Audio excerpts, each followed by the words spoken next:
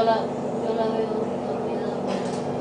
Esperemos a que cuando le toque el teléfono, a ver, ahí va a llorar y va a pensar lo que tenía, porque es verdad.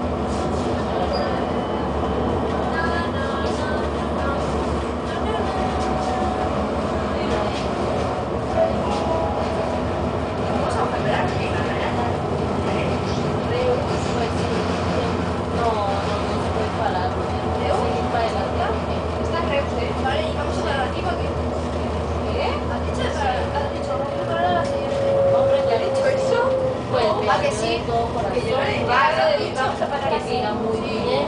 Si otra vez. Con su otra pareja, mi casa está abierta.